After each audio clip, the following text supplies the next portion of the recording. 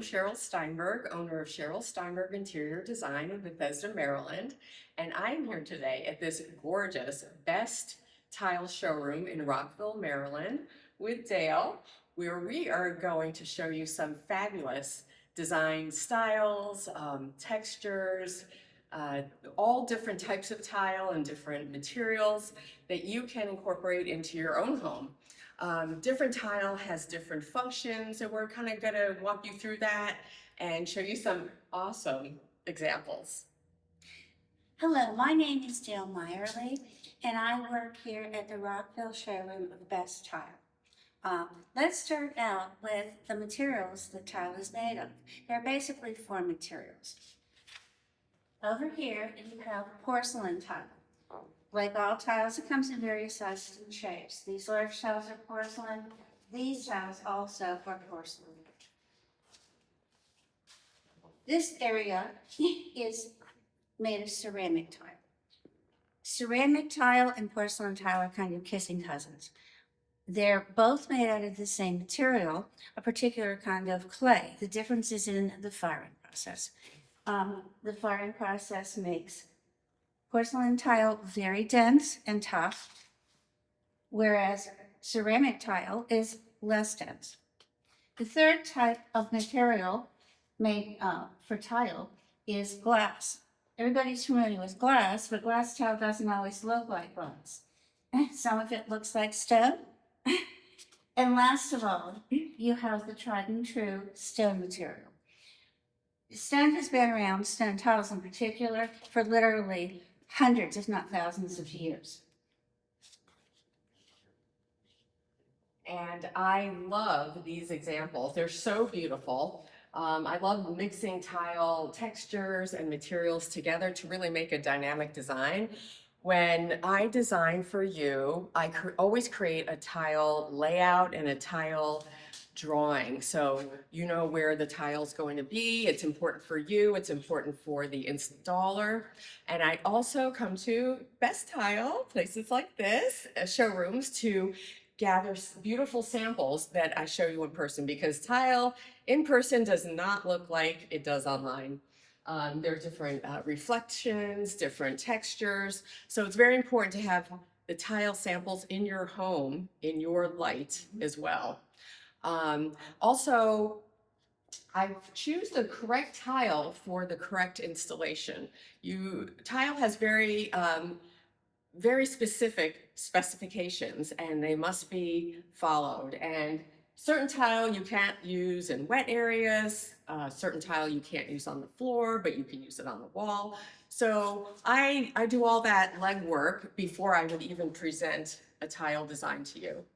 And as you can see, all the various material that tile are made of, these tiles come in different shapes and different sizes for different uses.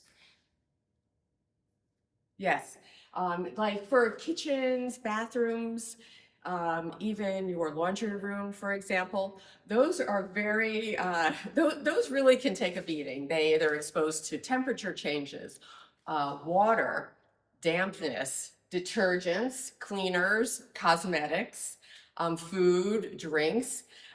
When these substances dry, they leave a residue, and you really need a tile that can hold up and be durable for those instances, and easy to maintain. And a lot of my clients are always, easy maintenance, fast, and appropriate for the use. And in those kind of cases, Cheryl, when you do have a high traffic floor, when you do have an area like a laundry room that is exposed to really a lot of chemicals, that's when you want a porcelain tile, because that's a tougher tile. Also for outdoor installations, you have changes in temperature and humidity there, even more so than indoors. Yes. For that, you need a porcelain tile. Porcelain is not reactive to temperature changes or humidity changes, whereas something like ceramic would be, and glass would be questionable in some circumstances. Stone is stone, and stone lasts inside and outside, but it requires much more maintenance. Porcelain and ceramic tiles come with a glaze, therefore they're particularly impervious to Yes. stains.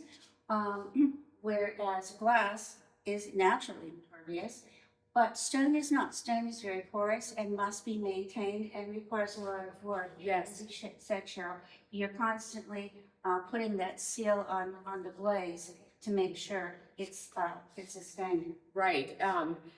In fact, you can even use some of that maybe for just an accent. That Exactly. maybe it's not exposed to those elements, but it's a little accent. And even when you're tiling your space, you don't have to do the entire thing. You might just want a really special tile that you just want as an accent that can really elevate your space and your design without doing too much. And the grout. People always forget about the grout. In fact, when I'm designing the tile, I always include the grout up front because I feel like the grout can be part of the design, or it can kind of stand back and be very subtle. It really depends on what kind of effect we're going for. So the grout is very important, and even the type of grout. You know, if you're working with a wet area or certain tile requires a certain type of grout. So grout is important, and your installer, which I highly recommend a professional installer for your tile. They really know how to install the particular material correctly. It could be anything from the space between the tile, how much tile to order, the cut of the tile, what the underlayment is of the tiles. So that's something you really want to talk to your tile contractor about. Yes, it's extremely important to have a professional tile installer.